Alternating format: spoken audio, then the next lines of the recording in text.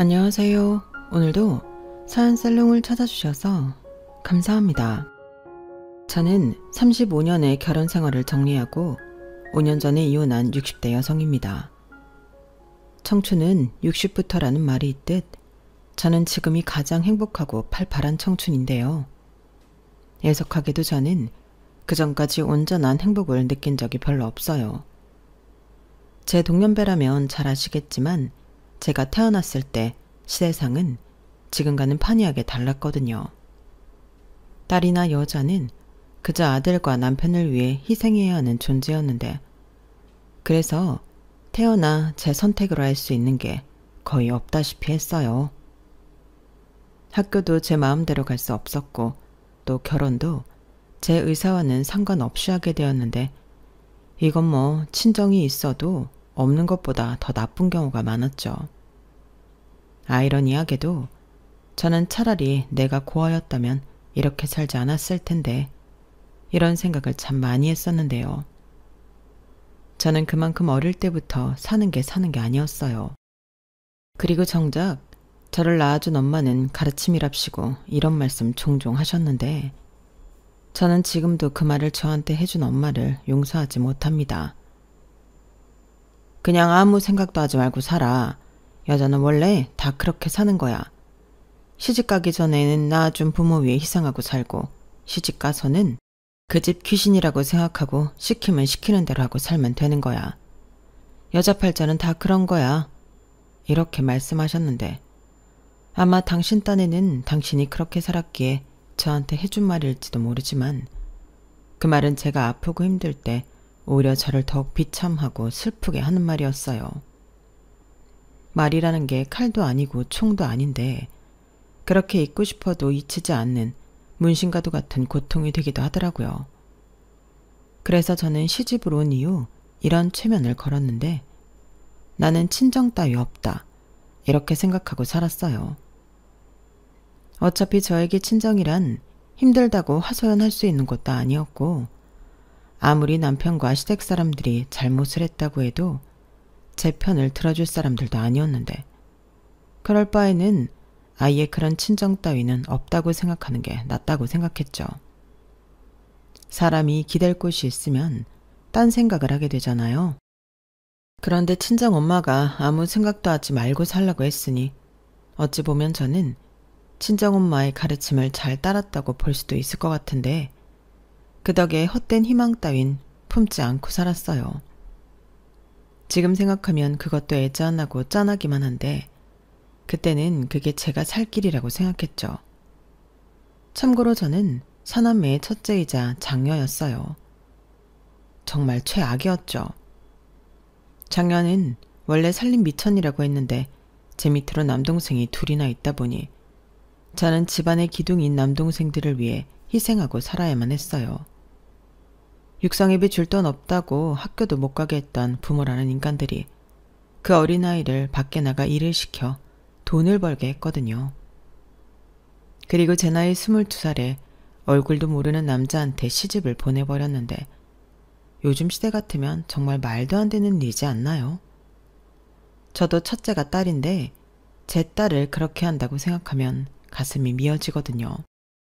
그런데 저를 낳아준 제 부모는 그런 사람이었어요. 마치 밥축 내는 군 식구는 얼른 치워버려야 한다는 듯 그렇게 저를 후다닥 시집을 보내버렸는데, 결혼을 하니 지옥문이 저를 기다리고 있었죠. 시어머니는 친정엄마보다 10배, 아니 100배는 더 무서운 사람이었거든요. 피도 눈물도 없는 사람이라는 말이 있듯 저희 시어머니가 그러셨는데 저를 마치 종처럼 부리셨어요. 제가 돈에 팔려온 노비도 아닌데 그렇게 저를 못 부려먹어 안달이 났더라고요. 그러면서 늘 입에 달고 사는 말이 있었는데요. 원래 우리 집은 대대로 양반집이다. 지금은 힘들어서 너 같은 것도 며느리로 들였지만 10년 전만 해도 어림도 없는 일이었어. 그러니까 너는 감사한 마음으로 살고 국을 엎어져서 들어도 못 들은 척, 입이 있어도 벙어리처럼 시어른 봉양 잘하고, 남편 내조에 힘쓰면서 대이을 아들이나 순풍순풍 낳아라. 그게 네가 목숨 걸고 해야 하는 일이야. 명심해. 이렇게 말씀하셨어요. 양반 집안은 무슨. 그놈의 집구석은 양반의 양자도 꺼낼 수 없는 대대로 상놈의 집안이었는데 시어머니는 뻔뻔하게도 아무렇지 않게 저에게 그런 거짓말을 했더라고요. 게다가 더 웃긴 건 저희 시어머니의 정체였는데 저희 시어머니는 조강지처가 아니고 첩으로 들어와 안방에 눌러 앉은 위인이셨어요.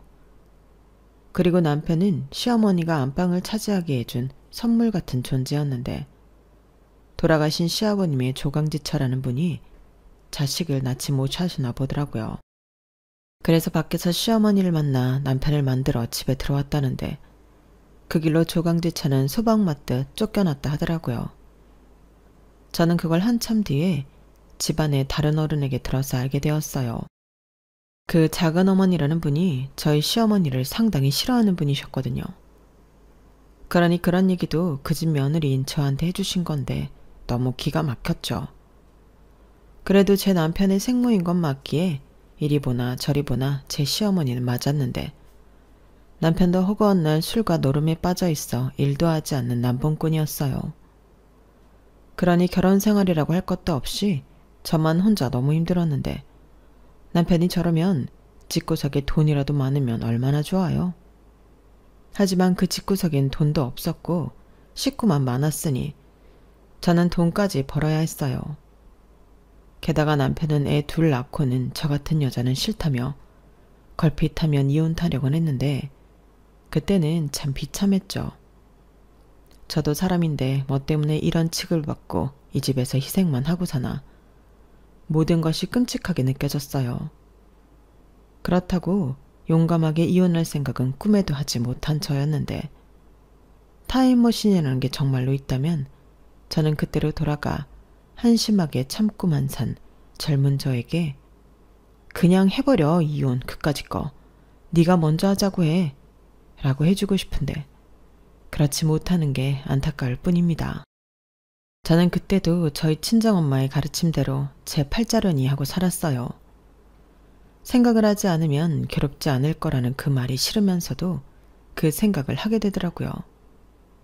지금 같으면 그런 짓을 하고 살 여자가 있겠냐마는 저는 한심하게도 그러고 살았네요. 이건 변명 같은 소리일 수 있는데 저는 주변에서 그런 깨어있고 주체적인 여자들을 본 적도 없었거든요.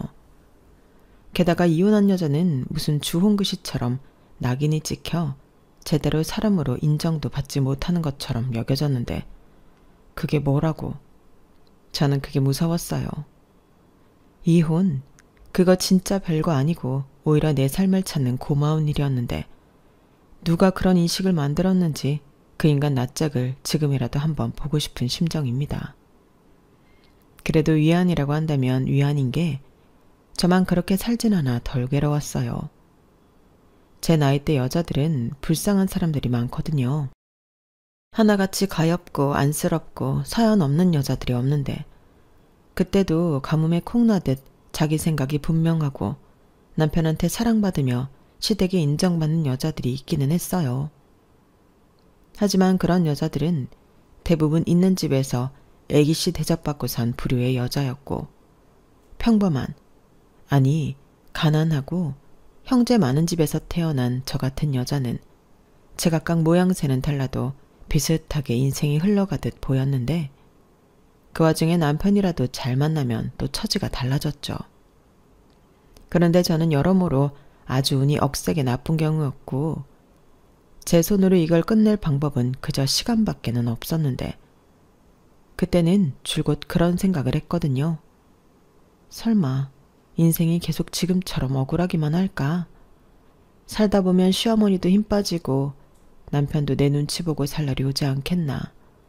이런 생각만으로도 당장은 힘이 났는데 그때 가서 복수하겠다고 생각하며 일을 갈았던 거죠. 그리고 솔직히 밖에 나가서 일하는 건 싫어하지 않았는데요. 집에서 시어머니 구박을 받고 있는 것보다 나가서 돈 버는 게 좋았어요. 돈 벌러 나간다는데 집에서 뭐라고 하지도 못했고 제가 벌면 제 새끼들 입에 고기 반찬이라도 하나 더 넣어줄 수 있다고 생각하면 신이 났는데 저는 2살 터울의 딸과 아들이 있었어요. 제가 처음 딸을 낳았을 때 시어머니가 어찌나 구박을 하시던지 몸조리는 꿈도 꾸지 못했죠. 저는요, 그때 미역국도 못 얻어먹었어요. 그리고 아기 낳고 그 다음 날부터 집안일을 하라고 시키셨는데 그때 몸이 다 망가져 버렸죠. 그리고 2년 뒤 아들을 낳았을 땐 대접은커녕 제 아들만 쏙 뺏어가 당신이 키우다시피 했는데 모유 먹을 때만 저한테 주시곤 하셨어요. 제가 무슨 유모도 아니고 웃기는 상황이었죠. 그리고 그렇게 당신 손으로 키운 제 아들은 지 아빠를 꼭 닮아 미운 짓만 골라 했는데 제가 엄마인데 혼도 내지 못했어요. 제가 조금이라도 혼을 내려고 하면 시어머니가 득달같이 쫓아와 애를 싸고 돌았는데 아들애도 지 할머니를 믿고 지 멋대로 하더라고요. 그래도 제 자식인데 자식 망가지는 걸 보고 있을 애미가 어딨나요?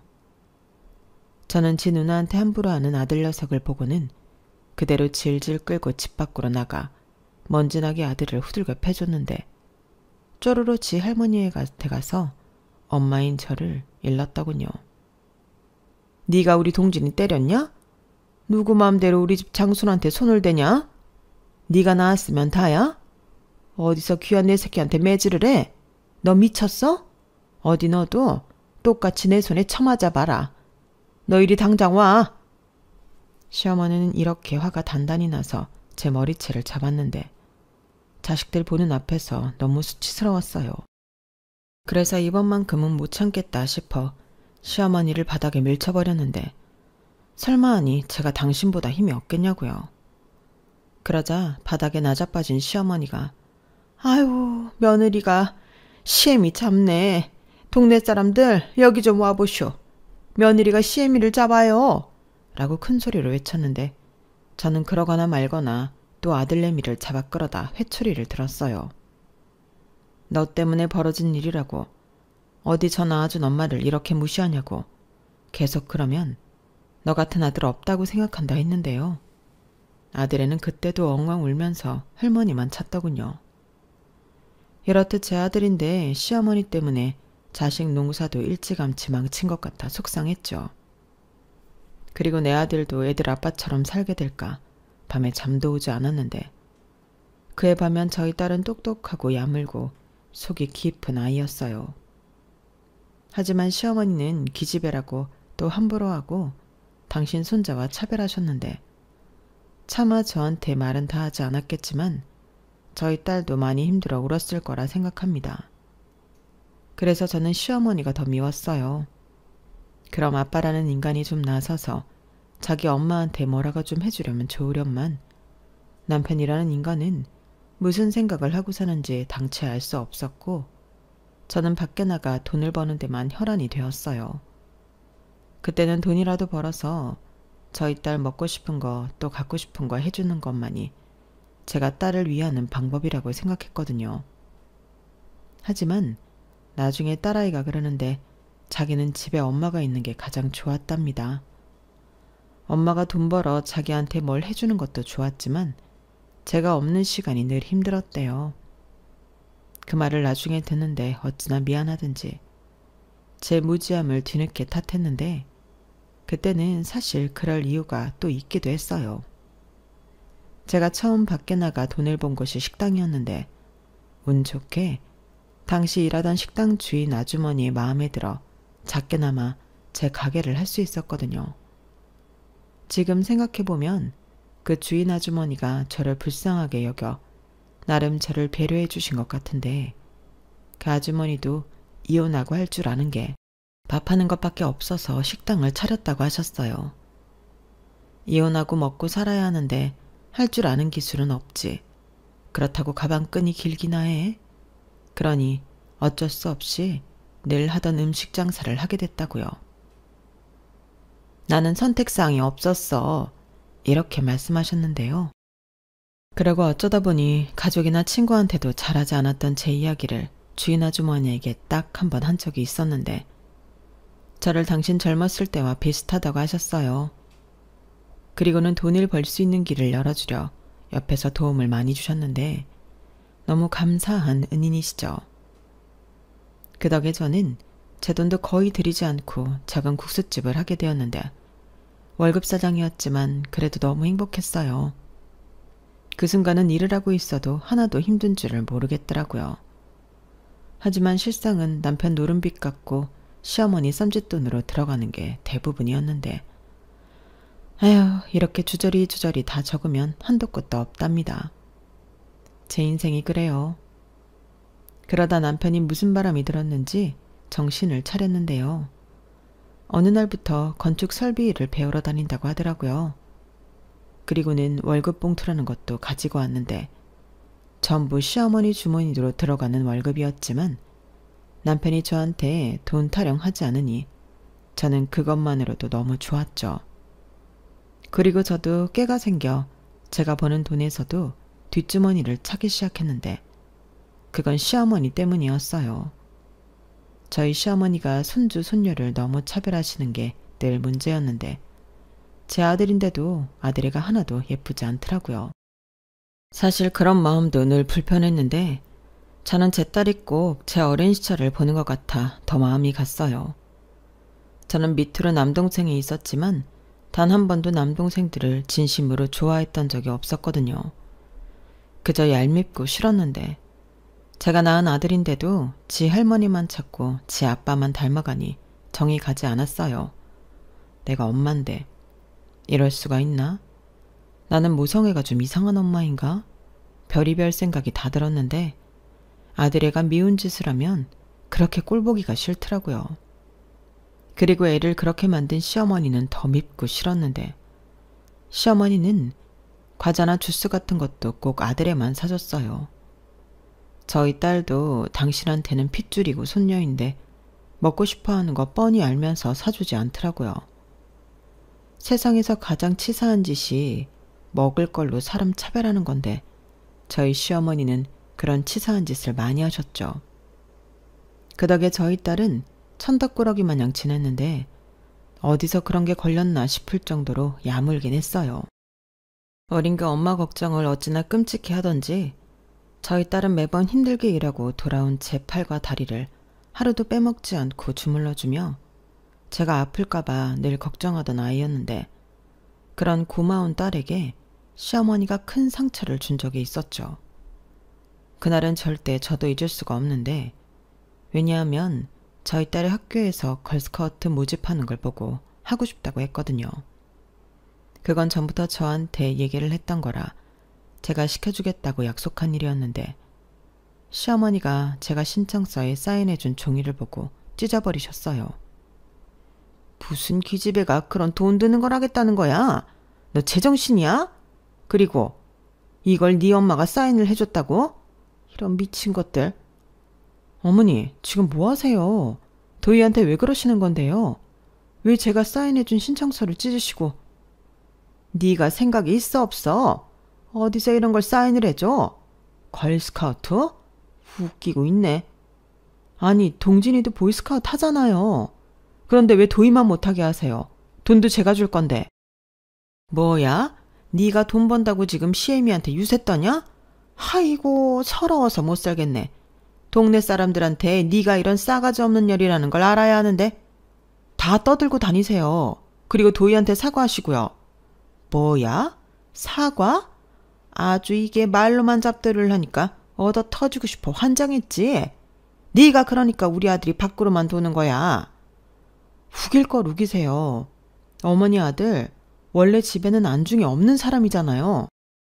이게 어디서 눈을 동그랗게 뜨고 시애미 앞에서 대들어? 너 지금 나랑 해보자는 거냐? 못할 것도 없죠. 저 지금까지 힘든 거 억지로 참고 누르고 살았어요. 그래도 어른이시니까 최대한 참고 살았는데 저도 제 딸한테 함부로 하시는 거 못 봐요. 그래서 뭐 네가 못 보면 어쩔 건데? 나를 이 집에서 내쫓기라도 할 거냐? 아니요, 그럴 수는 없죠. 대신 제가 나갈 수는 있어요. 그렇게 원하시는 아들 손자만 데리고 어디 한번 살아보세요, 그럼. 저랑 도희는 나갈 테니까. 뭐야? 너 지금 나 협박하냐? 그래서 뭐 이혼이라도 하겠다는 거야? 어디 여자가 겁대갈 없이 그딴 소리를 해. 그래, 어디 네 마음대로 한번 해봐라. 잘 됐네 오히려. 우리 아들 새 장가 보내면 되니까. 저는 그때 집을 나갈 마음까지는 없었지만 그때는 궁지에 몰려 다른 선택사항이 없었어요. 여기서 아니라고 하면 그 이후의 생활은 보나마나 더 엉망이 될 텐데 저도 저지만 저희 딸을 생각하면 그건 제가 참을 수가 없더라고요. 그래서 일단 짐을 싸서 집을 나왔고 다행히 가게 근처 싸게 나온 새빵이 많았는데 저는 그 중에 하나를 얻어 들어갔어요.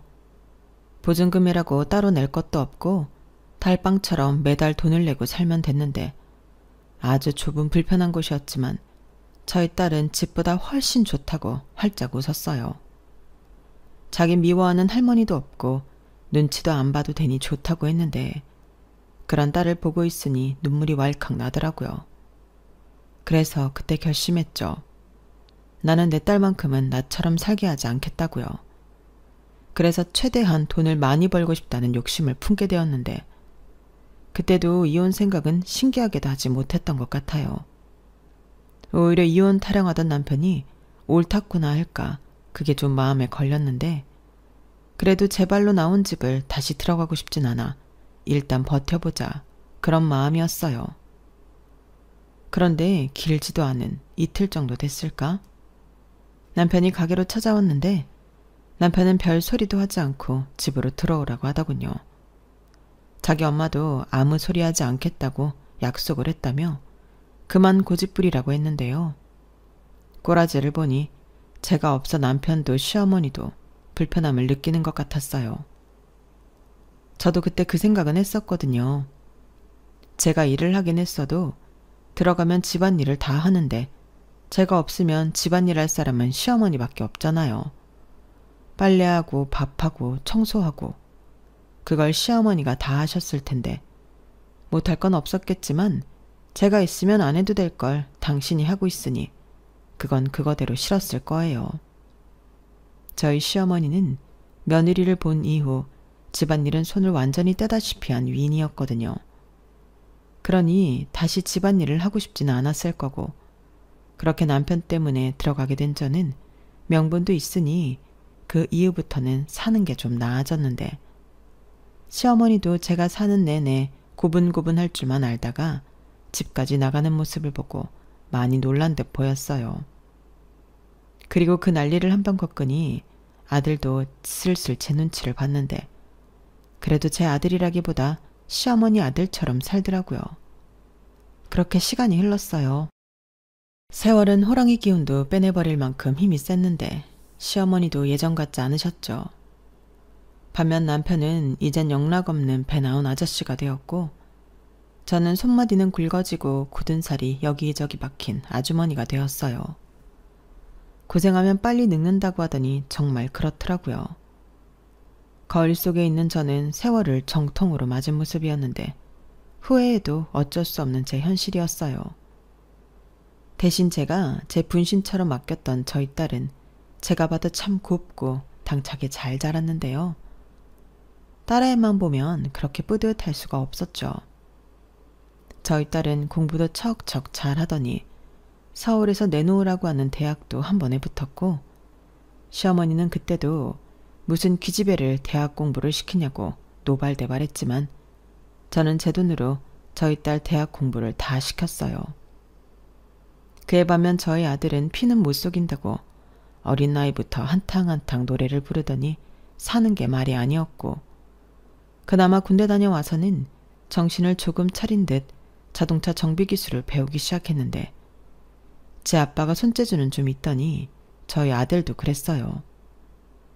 그래서 그나마 다행이라고 여기며 지 앞가림이나 잘하고 살았으면 더 바랄 것이 없겠다 했는데 그건 또 아니었죠. 이 사람들이 똘똘 뭉쳐서 제 뒤통수를 쳤거든요. 우선 시어머니가 10년 전인가부터 몸이 급속도로 나빠지기 시작하셨는데 정신만 멀쩡하지 거동도 불편해지시고 혈압도 높고 몸에 이곳저곳 기능이 확 떨어져 병원에서도 노안 때문이라고 하셨는데 저는 그때도 낮에는 일하기 바빴으니 시어머니를 전담해서 돌봐드릴 수 없었어요. 뭐 사이가 좋지도 않은데 하루 종일 붙어 있으면 그것만큼 힘든 일이 없기도 했죠. 그렇다고 남편이 자기 엄마를 케어할 것도 아니었는데 결국 시어머니는 싫다고 하셨지만 남편의 설득으로 근처 요양병원으로 가시게 되었어요. 그래도 저는 매일 시어머니를 뵈러 요양병원에 들렀는데 시어머니는 그럴 때마다 불평불만이 많았지만 병원 사람들은 전부 저더러 딸도 아닌데 대단하다고 칭찬하셨어요. 아우, 요즘 며느리 같지 않네. 할머니는 복도 많으세요. 진짜 좋으시겠다. 좋기는 무슨? 에이, 마음에도 없는 소리 하시네. 맨날 며느리 언제 오나 시간만 보시는 양반이. 며느님 정말 대단해요. 이렇게 아이러니하게도 저는 저희 식구들이 아닌 타인에게 인정을 종종 받았는데 그래서 더 요양병원 가는 일을 빼놓지 않고 했던 것 같아요. 미운정이라고 하잖아요. 그런 게 정말로 있긴 하더라고요. 집에 시어머니가 안 계시니 편하고 좋긴 한데 허전하고 또 힘 다 빠져서 혼자 움직이지도 못하는 시어머니를 보면 짠하기도 한 게 참 복잡 미묘한 감정이 생겨 측은한 마음이 있었는데 저는 그냥 제 만족으로 시어머니를 뵈러 다녔어요. 그런데 아들인 남편은 아니었는데 자기 엄마인데 한 번을 병원에 갈 생각을 하지 않더라고요. 젊었을 때는 제가 시어머니 때문에 힘들어 흉이라도 볼라치면 자기 엄마 욕한다고 열을 내던 인간이 자기 엄마는 거들떠도 보지 않았어요. 어쩌면 그래서 시어머니 인생이 더 불쌍하다 생각하게 된 것 같았는데 저도 나이를 먹으니 절이 될까? 세상 자식이 무섭더라고요. 하지만 저희 딸은 어릴 때부터 한결같이 저를 위해주는 자식이었는데 엄마 힘들다고 대학에 가서도 공부를 열심히 해서 장학금을 타오던 예쁜 딸이었어요. 주변에서 딸을 어떻게 그렇게 똑소리 나게 키웠냐고 그것도 칭찬을 많이 받았는데 오히려 제가 제 딸에게 고마웠죠. 그런데 남편은 아니었어요. 여자가 똑똑하면 팔자만 세진다고 저희 딸만 보면 그렇게 기를 못 주게 안달이었는데 그래서 저희 딸도 제 아빠한테는 달리 정이 없었죠. 그래서 대학에 다닐 때 학교 근처에 방을 얻어줄까 생각도 한 적이 있었는데 딸이 싫다고 했어요. 뭐하러 그런 돈을 써. 나는 괜찮아. 아빠 그러는 거 하루 이틀도 아니고. 그리고 아빠가 나 없을 때 엄마한테 뭐라고 하면 어떡해. 나라도 엄마 옆에 딱 있어야지. 아우, 벌 걱정을 다 해. 아빠도 예전 같지 않아. 요즘은 네 할머니도 없고 네 동생도 나가서 지내고 엄마는 이제는 좀 살 것 같다. 그래도 내가 불안해. 아빠 지금도 잘 있다가 한 번씩 엄마한테 버럭버럭 하잖아. 아니, 아빠는 엄마한테 고맙다고 절을 하지 못할 망정 왜 그러는 거야? 나는 어릴 때부터 진짜 이해가 안 갔어. 몰라. 그래 먹은 사람이라 그런가 보지. 하고 살았어. 네 할머니가 오냐오냐 키웠을 거잖아. 그니까 이게 다 할머니 때문이야. 할머니 진짜 미워. 그래도 너무 그러지 마. 할머니 요즘 이빨 빠진 호랑이 돼서 완전 초라해. 엄마는 그거 보니까 좀 마음이 그렇더라. 엄마도 늙어서 그렇게 되면 어쩌지 하는 생각도 들고. 뭐라고? 엄마는 그런 걱정할 필요가 없지. 내가 있는데. 두고 봐. 내가 성공해서 우리 엄마 완전 호강시켜줄게. 이렇게 저는 딸 덕에 살았다고 해도 과언이 아니었는데요. 그러다 남편이 시어머니 방을 뒤지는 모습을 보게 되었어요.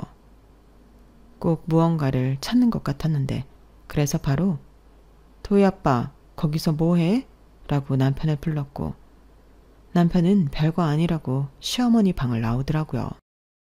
그리고 저는 열린 서랍을 통해 남편이 노린 게 뭔지 알았는데 그건 시어머니가 갖고 있던 폐물이었어요.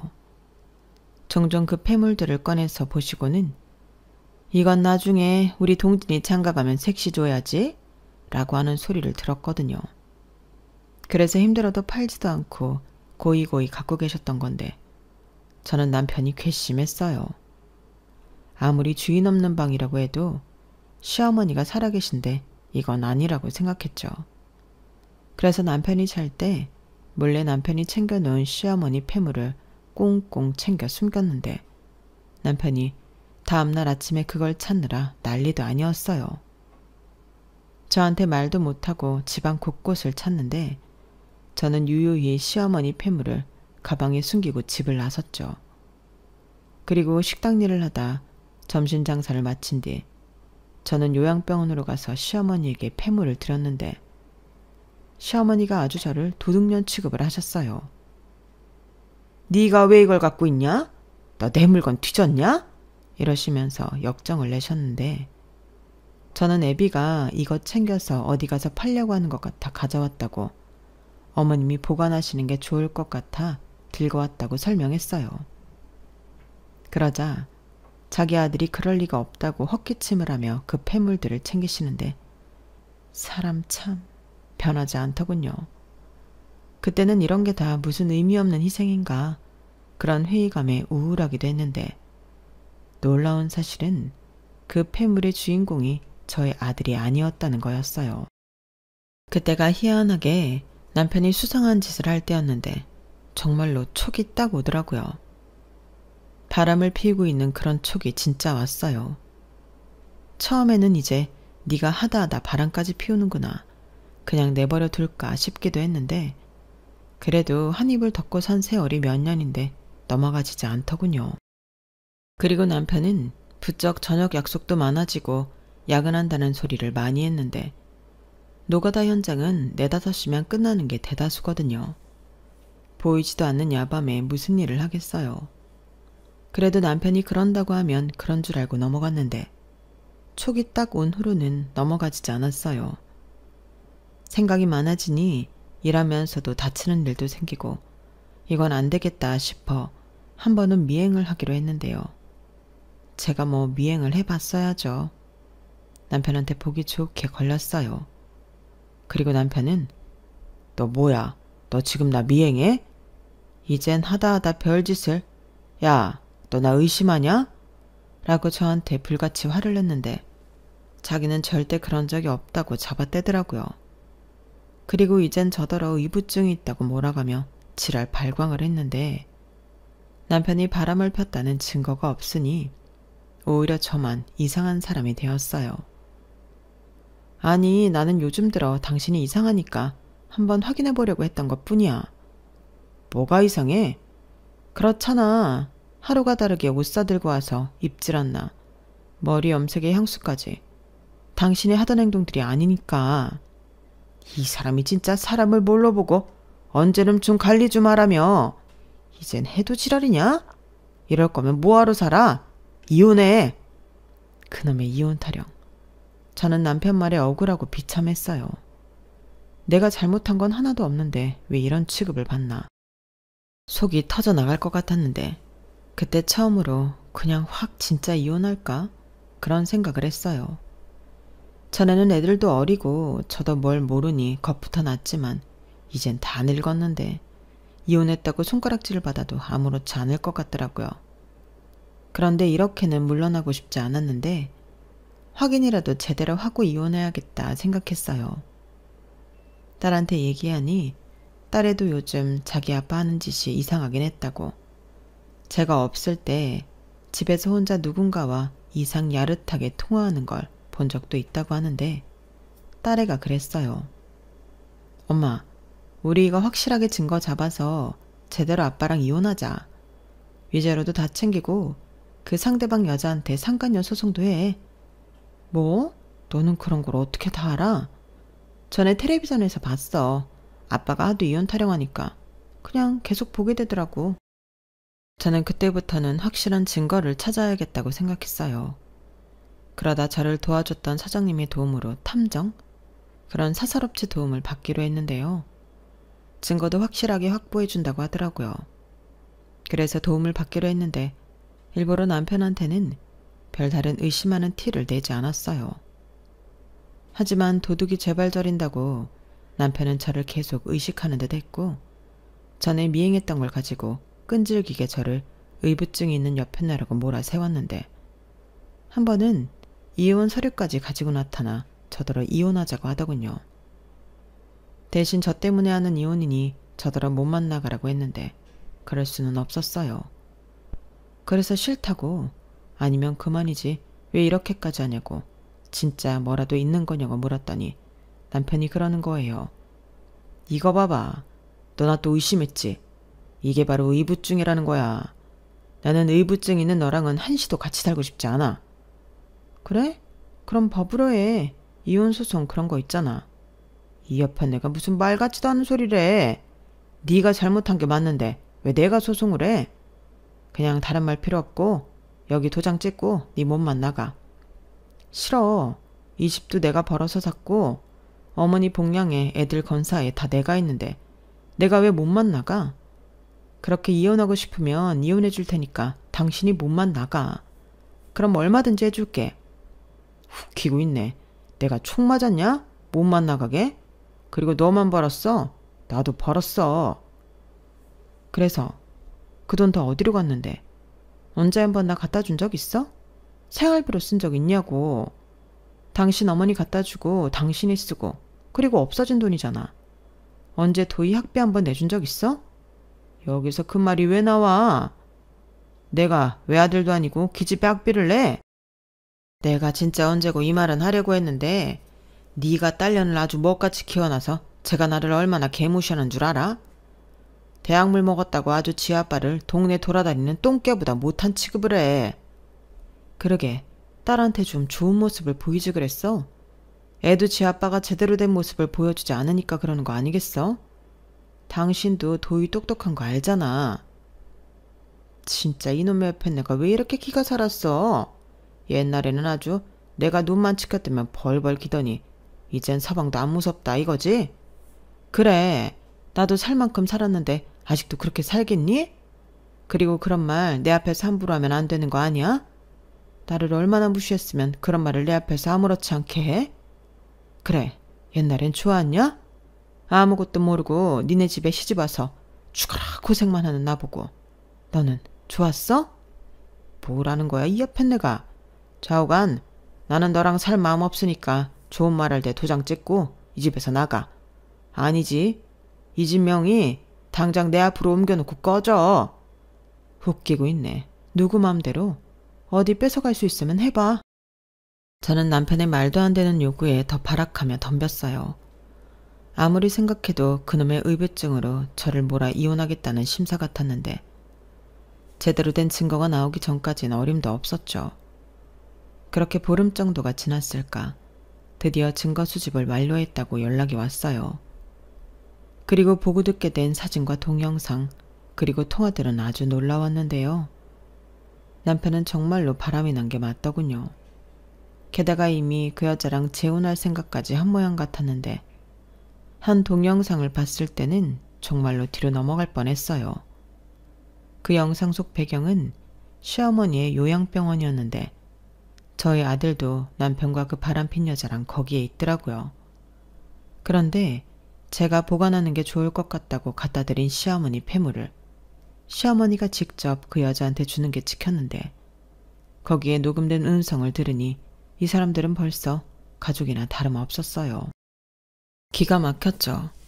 그 동영상을 보기 하루 전만 해도 제가 자기를 보러 요양병을 갔는데 시어머니는 아무런 내색도 하지 않으셨거든요. 이놈의 노인네가 다 알면서 시치미를 떼고 있던 건데 그때 느꼈던 배신감은 말로 다 할 수가 없었어요. 거기에 제 아들놈까지 용서할 수가 없었는데 그 사람들이 하는 대화가 진짜 대단하더라고요. 어머니 하는 건 물론이고 시어머니는 그 여자한테 아가야 아가야 했는데 저희 아들놈도 그 여자한테 엄마라고 하는 겁니다. 정말 피가 거꾸로 솟는 것 같았어요. 저한테 증거를 제공한 분이 그러셨는데 그 여자 신상을 털어보니 저희 남편이랑 사귀었던 첫사랑 같다고 하더라고요. 그런데 무슨 술을 파는 바를 운영한다며 저에게 가게 주소와 상호를 알려줬는데 이미 미운정밖에 없던 부부 사이라고 하지만 치가 떨리더군요. 그래서 그날 이후로 요양병원 가던 것부터 끊어버리고 이혼 준비를 하기로 했는데요. 딸이 그날 저녁 음성 파일을 하나 보내줬어요. 남편이 방에서 아무도 없는 줄 알고 겁대가리 없이 스피커폰으로 통화를 하고 있었는데 그 여자랑 통화를 하고 있더라고요. 그래서 그걸 저희 딸이 녹음을 했다 하더라고요. 우리 여보 뭐해? 뭐 하긴 우리 왕자님 생각하고 있지. 역시 우리 여보는 나밖에 없구나. 내가 이 맛에 살지. 당연한 소리를 해. 내가 자기 말고 있겠어? 돌아 다시 만난 내 운명인데. 맞아. 우린 진짜 운명이지. 그러니까 이렇게 다시 만났지. 나는 여보 만난 후로 매일이 꿈 같아. 하루라도 빨리 내 진짜 여보랑 살고 싶다. 그러니까 자기 이혼 언제 할 수 있는 거야? 나 언제까지 기다려. 미안해. 근데 그 공 같은 여편네가 그냥은 절대 안 나간다고 버티고 있어서 기간이 좀 걸리네. 그래도 의부증으로 몰아서 내쫓을 거니까 나 믿고 조금만 기다려. 알겠어. 근데 좀 지친다. 설마 말만 그렇게 하고 마누라랑 헤어질 마음 없는 거 아니지? 헤이, 무슨 그런 끔찍한 소리를 해. 나는 일편단심 너밖에 없어. 평생 그랬고 앞으로도 영원히. 지금 같이 살고 있는 여자는 그냥 식모야. 일해주고 내 부모 챙기고 돈 벌어다 주는 존재지. 그런데 그런 존재 사라지면 아쉬워서 어째? 뭐가 아쉬워. 이제 우리 엄마도 언제 돌아가실지 모르고 집 있고 돈 있는데 그걸로 우리 여보랑 행복하게 살면 되지. 나도 벌잖아. 하긴 우리 자기는 기술이 있으니까 나 굶기진 않을 거야. 맞지? 그나저나 지난번에 자기 어머님 뵈는데 좀 안쓰럽더라. 혼자는 거동이 어려우신 거지. 그럼 퇴원도 못하는 거고. 뭐 그렇지. 엄마는 집에 오고 싶어 하는데. 뭐? 나는 싫어. 난 어머니 못 모셔. 알지. 내가 설마 우리 여보한테 그런 일을 시킬까? 우리 엄마 퇴원 못해. 누굴 고생시키려고. 우리 여보는 나랑만 살아야지. 생각만 해도 너무 좋다. 이럴 줄 알았으면 다른 놈이랑 결혼하지 말고 그냥 자기랑 할걸. 내가 살면서 얼마나 후회했는지 알아? 그걸 왜 몰라. 나도 그랬는데. 우리 이젠 진짜 헤어지지 말자. 우리 엄마가 며느리는 역시 자기였다고 패물도 줬잖아. 우리 아들도 지 생모보다는 예쁜 여보가 엄마인 게 좋대. 놈이 날 닮았어. 그래, 진짜 자기 젊었을 때 보는 것 같더라. 그래서 그런가? 내 친아들 같아. 근데 어머님이 주신 폐물 그거 다 녹여도 되지? 디자인이 좀 촌스러워서 하고 다니기 좀 창피해. 우리 이거 녹여서 결혼반지 만들자. 무슨 소릴. 그거 다 여보 해. 결혼반지는 내가 다이아로 알 크게 해서 해줄 테니까. 진짜? 우리 왕자님 최고. 나 진짜 행복해. 저는 그 년놈들의 달달한 통화를 듣는 내내 헛구역질이 나오는 걸 간신히 참았어요. 저런 마음으로 살았구나.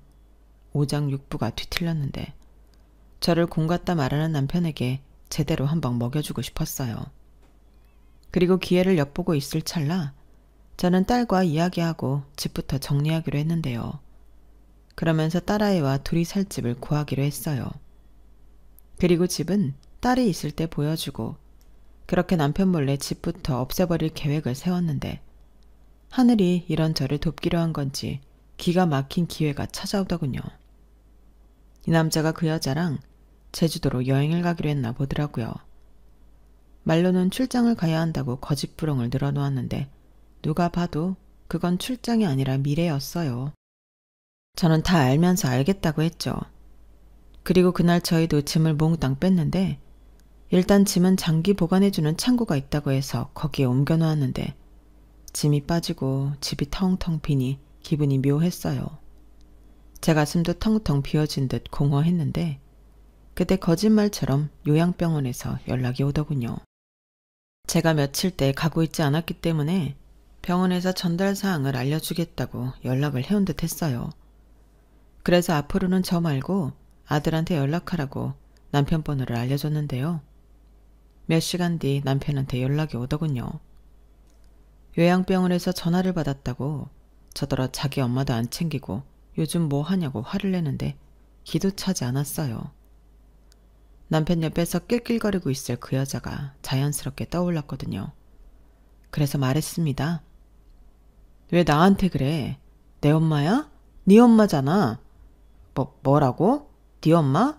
너 돌았냐? 돌았지. 어떻게 너랑 살면서 안 될 수가 있겠니? 그리고 너도 염치 좀 챙겨라. 딴 여자랑 제주도 가서 놀고 자빠져 있으면서 네 엄마는 나더러 챙기라고? 넌 양심도 없냐? 무슨 소리야? 너 또 의부증 도졌냐? 의부증 같은 소리 하네. 그 여자, 아니 네 여보 네 옆에 있니?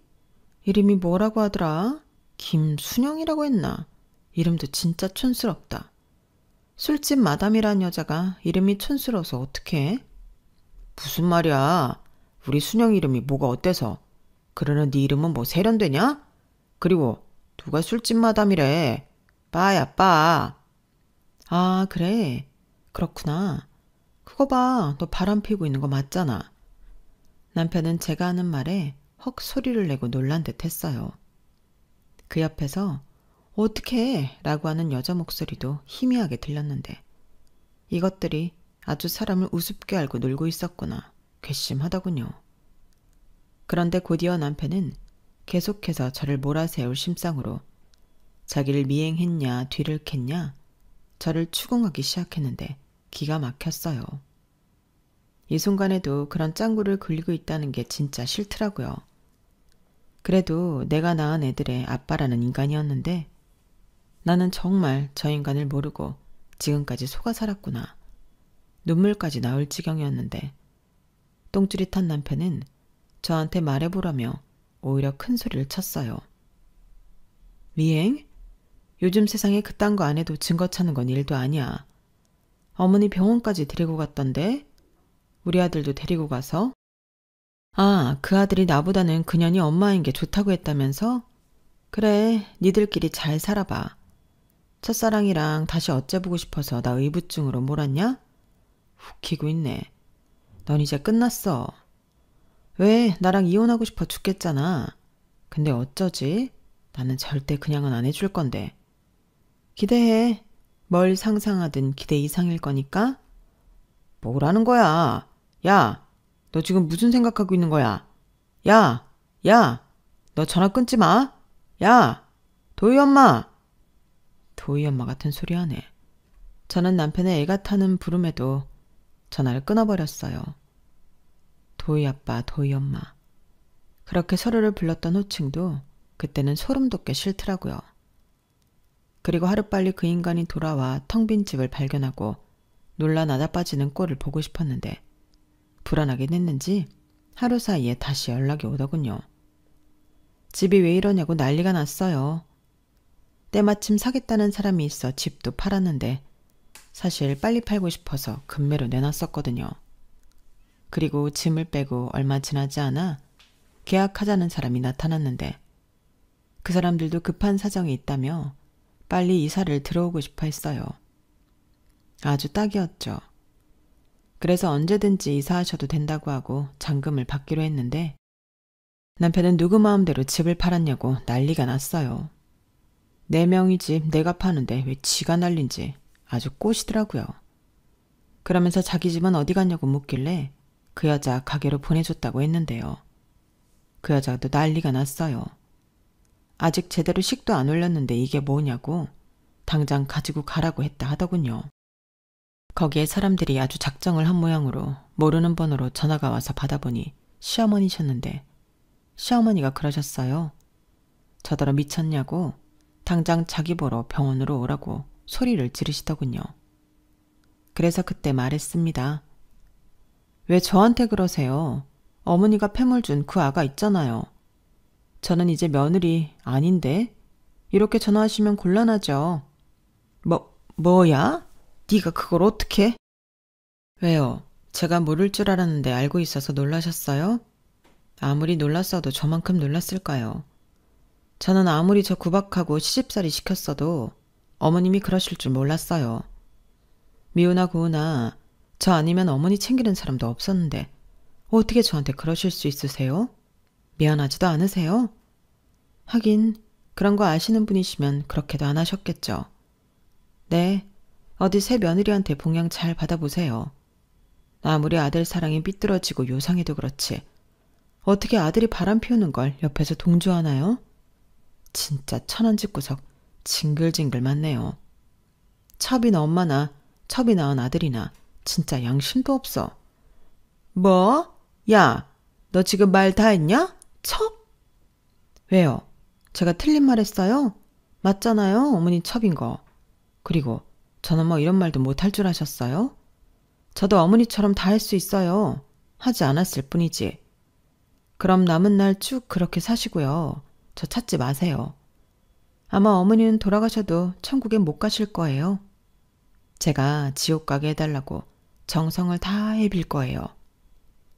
저는 그렇게 시어머니한테 가슴에 맺혔단 말이며 증오의 말까지 모두 다 쏟아냈어요. 어찌 보면 다 늙은 시어머니한테 할 소리는 아닌데 그러게 왜 전화는 하셔가지고 그런 소리를 들으시는지. 시원하기도 하고 찝찝하기도 한 그런 날이었죠. 그리고 저는 이 기세를 모아 이혼 소송을 진행했고 그간 제 힘으로 형성된 제 명의의 재산은 다행히 남편과 나눌 것이 따로 없었는데 얼마나 다행이었는지 모릅니다. 부부 공동재산이라고 남편이 우기는데 속으로 정말 부글부글했어요. 그런데 지갑은 돈은 저는 구경도 하지 못했고 그 흔한 생일 선물 같은 건 받은 역사도 없었는데 이혼 소송을 하면서 제가 살아온 날들을 되짚어보니 참 그런 인생도 없더군요. 덕분에 소송은 쉬웠지만 저는 그게 다 상처가 되었어요. 저도 울고 딸도 울고 왜 그러고 살았나. 그 순간은 다른 사람도 아닌 제 자신이 제일 미련맞고 밉더라고요. 그래도 그렇게 사는 것 말고는 몰랐던 순진했던 제 모습도 겹쳐 보여 저는 마냥 또 저를 미워할 수도 없었는데 남편은 제가 불법적으로 증거를 모았다는 걸 이용해 조금이라도 자기한테 유리하게 만들려는 모습을 보고 진저리가 쳐졌어요. 하지만 그런 증거를 떠나서 이미 제가 살아온 인생이 이혼당할 수 있는 요건을 다 갖췄기에 저의 승소는 당연한 결과였죠.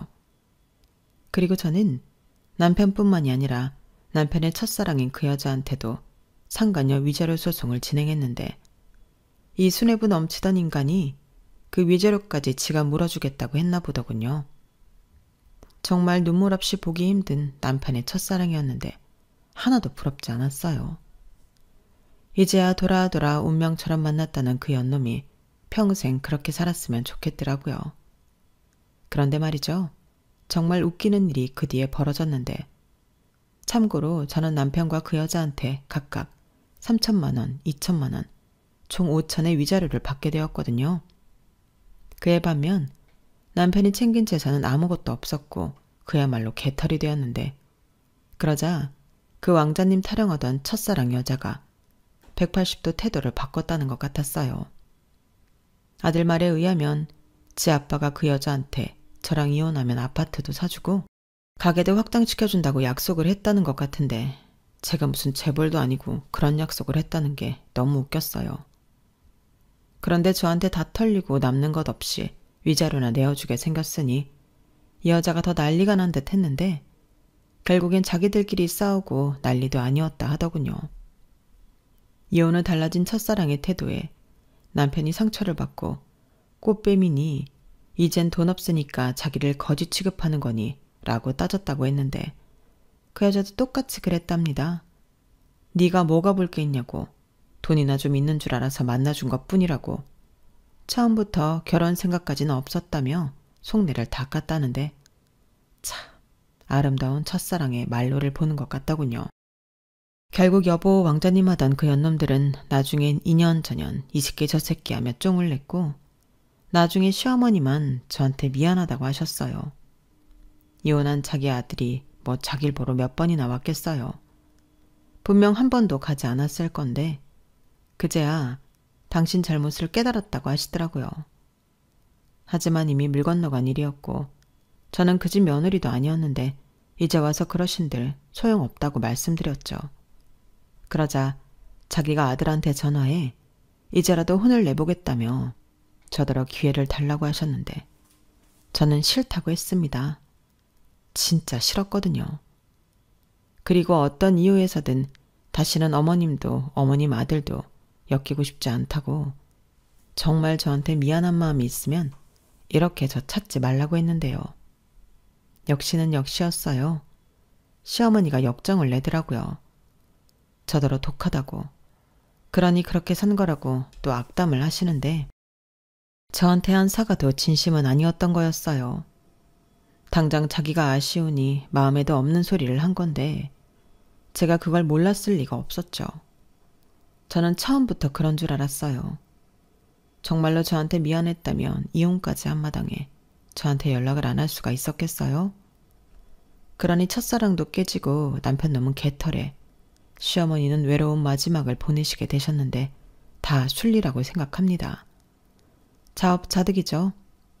그리고 여기 붙었다 저기 붙었다 촉새 같은 짓 하는 아들놈한테도 다시는 엄마 찾았지 말라고 했는데요. 이제 와서 엄마 찾아도 소용없다 했네요. 아들은 그런 엄마가 어딨냐고 했지만 너도 양심이 있으면 지난 날을 떠올려 보라고 했습니다. 엄마는 누나랑만 살 거라고 했는데 그럼 자기 자립하게 저더러 1억만 만들어 달라고 헛소리를 하더군요. 진짜 제 자식이지만 너무 제 아빠 같아서 싫었어요. 그리하여 매정한 엄마라 생각하실 수 있겠지만 그 아들도 보지 않고 살고 있는데요. 지금은 딸아이랑 둘이 아파트에서 살고 있어요. 가게도 정리하고 지금은 딸이 가장인데 저희 딸은 말만 하면 다 아는 대기업에 들어가 연애도 하고 승진도 하고 아주 잘 지내고 있습니다. 곧 사위가 될 남자친구가 저희 딸을 엄청 챙겨요. 그 모습만 봐도 저는 너무 행복한데 부디 저희 딸은 엄마 인생 닮지 않고 사랑받고 행복하게 살았으면 좋겠습니다. 저는 가게를 정리하고 가지고 있는 것들 전부 정리해서 작은 원룸 건물을 샀어요. 그리고 거기에서 나오는 월세로 지금까지 살고 있고 큰돈은 아니지만 제 생활비 정도는 하고도 남으니 앞으로는 제 인생을 즐기며 살 생각입니다. 저희 딸은 시집 가서도 용돈 보내준다, 여행도 보내주겠다고 공약이 참 많은데 저는 그런 것과 상관없이 제 힘으로 이젠 행복해지고 싶어요. 인생은 60부터라고 했으니 제 인생은 지금부터 청춘입니다. 아직은 두 다리 멀쩡하고 기운도 팔팔하니 못해본 거 다 해보려고요. 그 못된 인간들 때문에 희생한 시간들 못지않게 더 오랜 시간 행복하겠습니다. 사연이 쓰다 보니 많이 길어졌네요. 살아온 시간이 워낙 기구하다 보니 내용도 길어졌네요. 부디 바라올 건데 모두가 공평하게 행복한 세상이 되길 바라며 저는 이만 인사드리도록 하겠습니다. 제 이야기 읽어주시고 들어주셔서 대단히 감사합니다. 그럼 모두들 건강하시고 안녕히 계세요. 여러분, 사연 댓글에 응원과 현명한 조언 부탁드려요. 좋아요와 구독은 저에게 큰 힘이 됩니다. 오늘도 좋은 일 가득하세요.